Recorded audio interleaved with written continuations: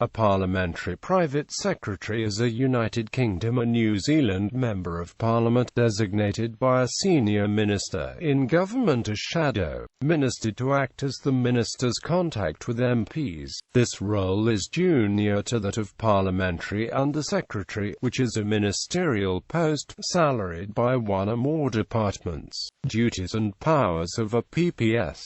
Although not paid other than the salary as an MP, PPSs help the government to track backbench opinion in Parliament. They are subject to some restrictions as outlined in the Ministerial Code of the British Government. A PPS can sit on select committees but must avoid associating themselves with recommendations critical of or embarrassing to the government, and must not make statements or ask questions on matters affecting the minister's department. In particular, the PPS in the Department for Communities and Local Government may not participate in planning decisions or in the consideration of planning cases. PPSs are not members of the government, and all efforts are made to avoid these positions being referred to as such. They are instead considered more simply as normal members.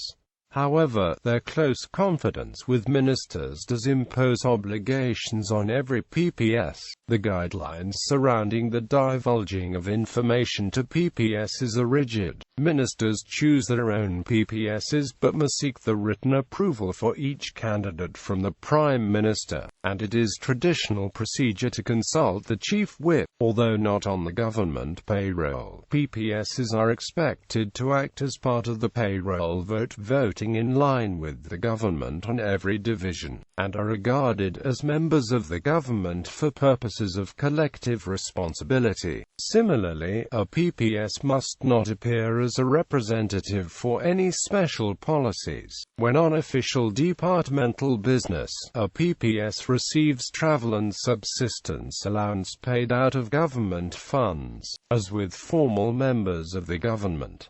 This makes the PPS the only type of unpaid advisor who receives reimbursement in the course of duty. A PPS may stand in for the minister at an event as a last resort when the minister cannot appear. This can only happen in exceptional circumstances and must be justified by the minister. If this event is overseas, the substitution also requires the Prime Minister's consent. While not technically part of the government, a PPS is still bound to collective ministerial responsibility and therefore must resign if speaking against government policy. The role in the career of MPs. The role of PPS is seen as a starting point for many MPs who are looking to become ministers themselves. According to Philip W. Buck, a professor of political science at Stanford University, 9/10 of the MPs who first won seats in the House of Commons in 1918 or thereafter, and who held some ministerial office in the years from 1918 to 1955, began the progress towards posts in a ministry or a cabinet by serving as parliamentary secretaries or as junior ministers.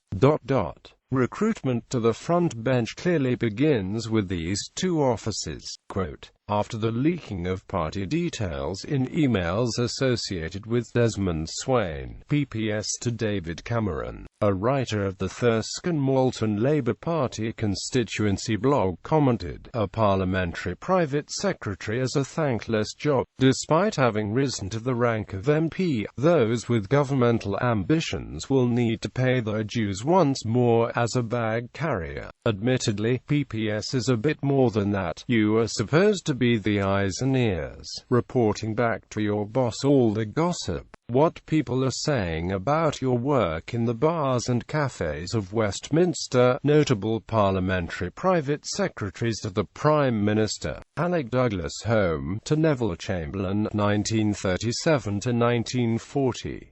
Brendan Bracken to Winston S. Churchill, 1940-41, while giving the holder a close-up view of the workings of government at the highest levels. Relatively few parliamentary private secretaries to the Prime Minister seem to have gone on to serve at the highest level of government themselves.